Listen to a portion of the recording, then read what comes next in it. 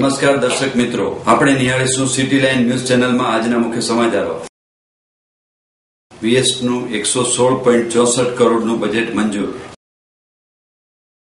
Print pack consumable service suppliers 2015નું આયોજન.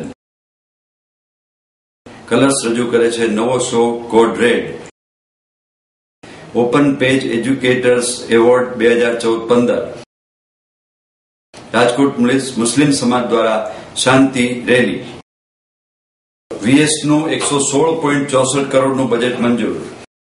શેઠ Vadilal Sarabhai general હોસ્પિટલમાં 2.73 કરોડના સુધારા સાથેનું 116.64 કરોડનું બજેટ આજે રજૂ કરવામાં આવ્યું હતું, જેમાં ઘણી બધી નવી જોગવાઈઓ કરવામાં આવી છે.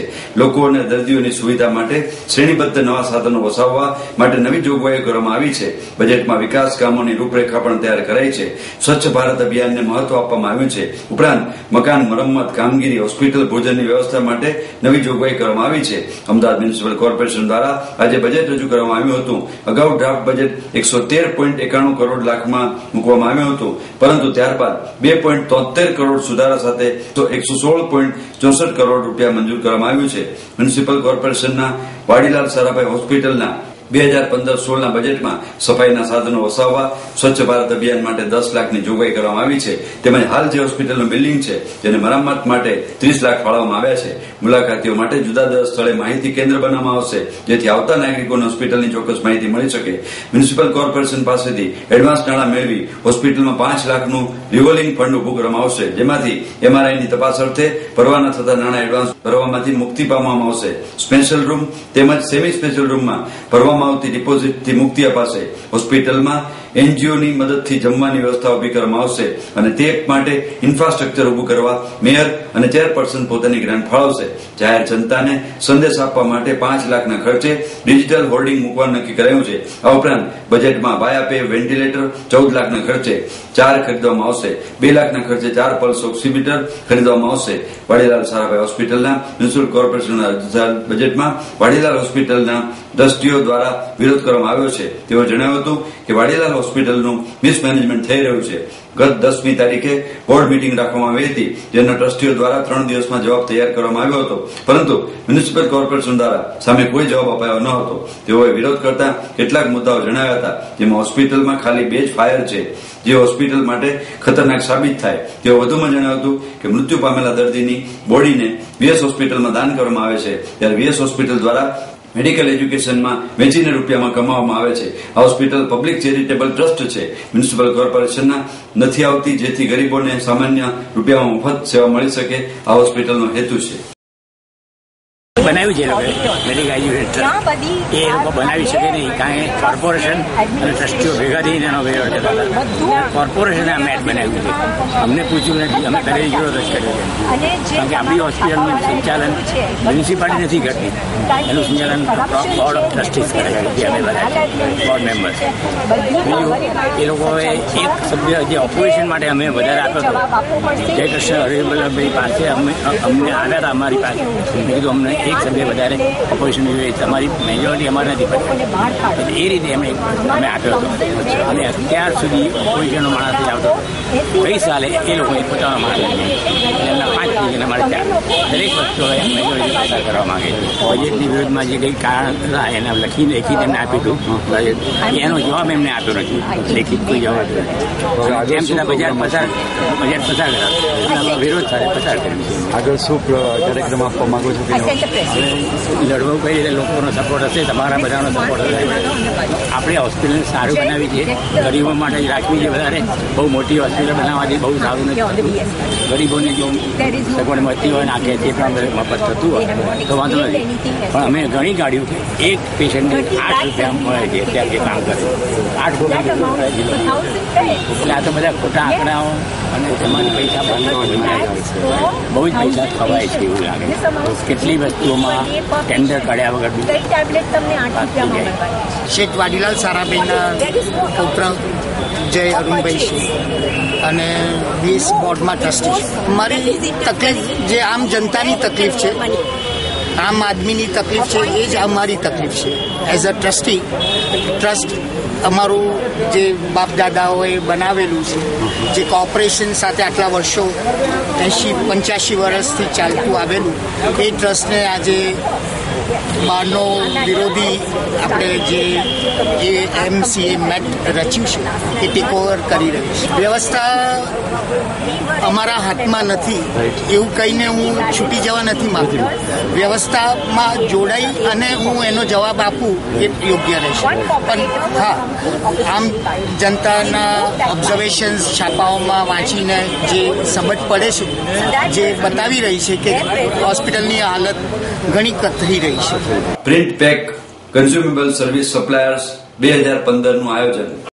આજે પ્રિન્ટિંગ ઇન્ડસ્ટ્રી કમ્બાઇન્ડ ટર્નઓવર 800 કરોડથી વધુનું વજન ધરાવે છે અને 12% CAGR થી વિકાસ સાધી રહી છે. ગુજરાત અને અન્ય શહેરો જેમ કે ચેન્નાઈ, કોઇમ્બતુર, ફરીદાબાદ, દિલ્હી, નોઈડા, મુંબઈ, અમૃતસર, બેંગ્લોર, ઔરંગાબાદ, ઇન્દોર, કોલકાતા, પુણે, નાગપુરથી 100 થી વધુ જાણીતી એક્ઝિબિટર્સ અમદાવાદમાં આયોજિત એક્સપોમાં સામેલ થશે. Print pack consumable service suppliers fest 2015નું આયોજન સાબરમતી રિવરફ્રન્ટ NID ની પાછળ અમદાવાદ ખાતે 23 જાન્યુઆરીથી 25 જાન્યુઆરી 2015 દરમિયાન થશે. ત્રિદિવસીય મેગા ઇવેન્ટ વિશે N. પરમાર, એક્ઝિબિશનના મેનેજિંગ ડાયરેક્ટર નરેન્દ્ર પરમારે જણાવ્યું કે આ 3 દિવસીય એક્સપોનો હેતુ printing, packaging, designing, signage, digital processing અને લેબલિંગ ઇન્ડસ્ટ્રીને પ્રદર્શિત કરવાનો છે અને આ ઉપરાંત પ્રિન્ટિંગ અને પેકેજિંગ ઇન્ડસ્ટ્રીના ઉત્પાદકો, નવી અને જૂની machine dealers, machinery service providers અને સપ્લાયર્સ, પ્રોસેસિંગ કંપનીઝ અને ડિઝાઇનર્સને આ એક્ઝિબિશન દ્વારા મજબૂત પ્લેટફોર્મ પૂરું પાડવાનો અને તેમને તેમનો આધુનિક અને હાઈટેક ઇક્વિપમેન્ટ લક્ષ્ય ઓડિયન્સ સમક્ષ રજૂ કરવાનો તથા નેટવર્ક સર્જવાની તક આપવામાં આવે છે. આ વર્ષે મુખ્ય લક્ષ્ય મેન્યુફેક્ચરિંગ ઇન્ડસ્ટ્રીમાં સર્વિસિંગ અને સ્પેર પાર્ટ્સ પર આપવામાં આવશે.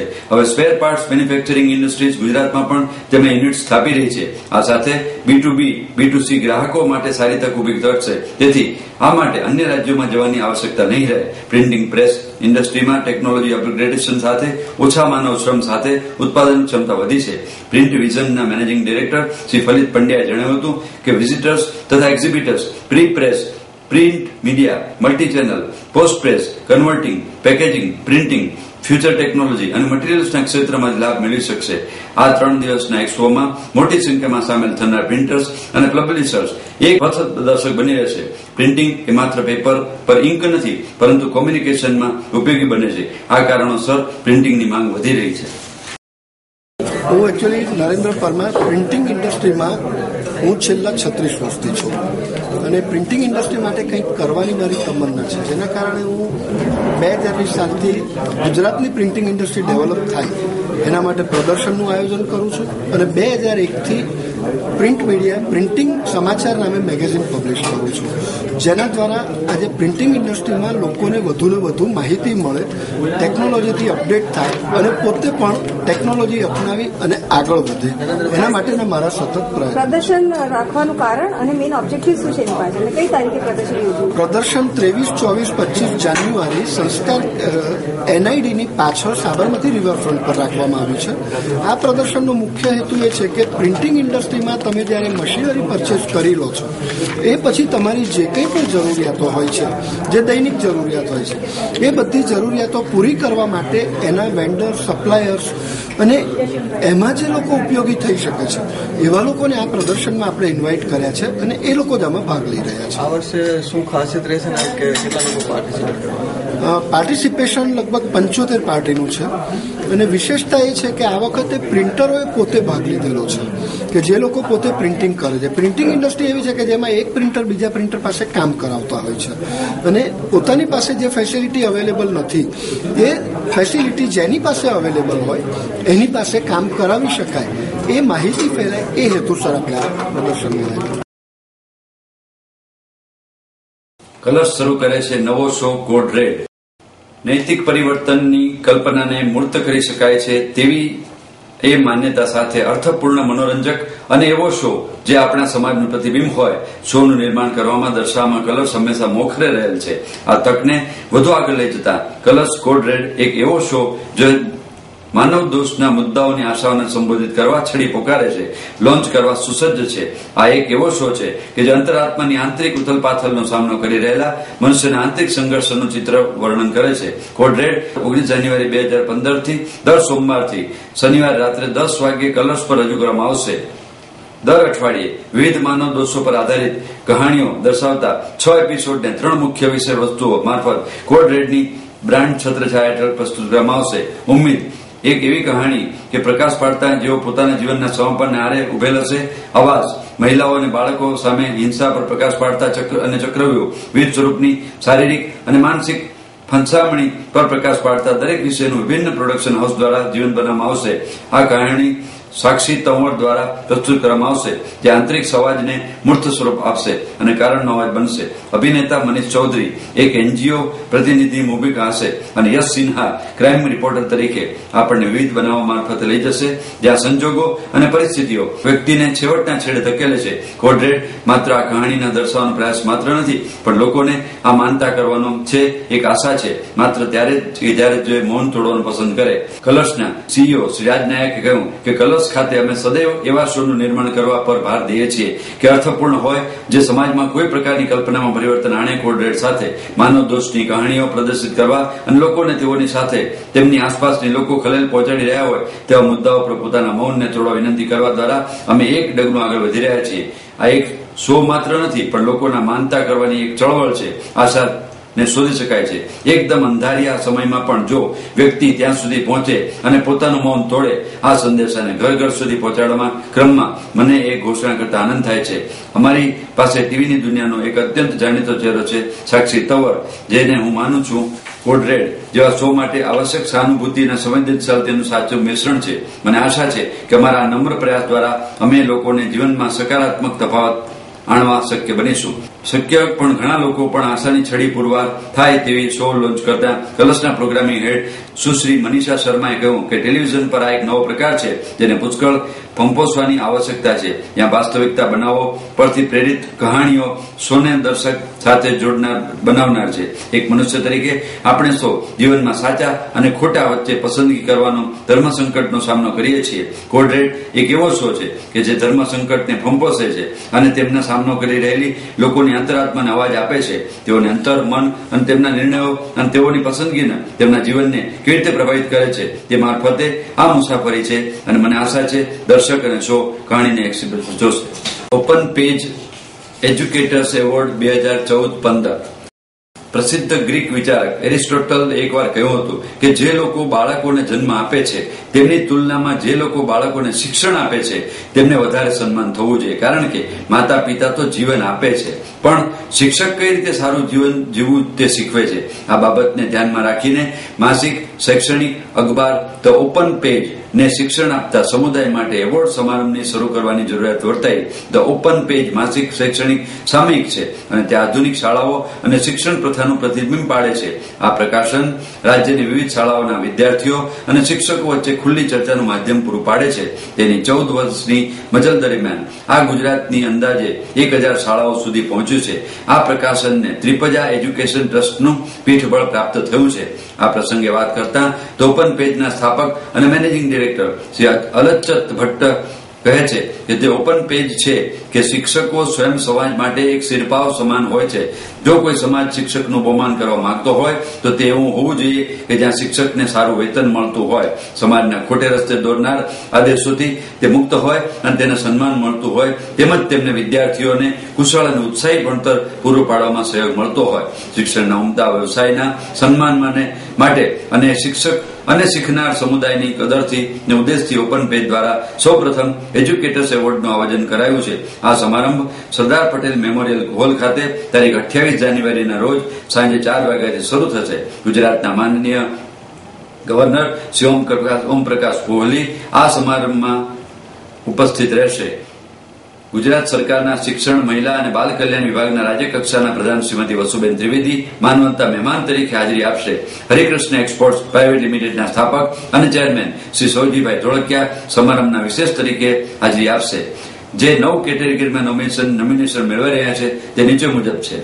પહેલું, the open page pre school educators award 2014-15. The open page elementary school education award 2015, the open page school secondary school education award 2015, the open page diploma senior school educators award 2014-15, the open page teacher educator award 2014-15, the open page social service educational award 2014-15, the open page educator special education award 2014-15, the open page parent of the year award 2014-15, the open page ગુજરાતની લગભગ 1000 શાળાઓનો સહયોગ પ્રાપ્ત થયો છે. શિક્ષણ અને company જગતના સુપ્રસિદ્ધ મહાનુભાવો એવોર્ડ જ્યુરી તરીકે રહેશે. રાજકોટ મુસ્લિમ સમાજ દ્વારા શાંતિ રેલી. ભારતીય સરહદ પર થતા પાકિસ્તાની હુમલાઓ અને આતંકવાદી હુમલાના દેશભરમાં પડઘા પડ્યા છે.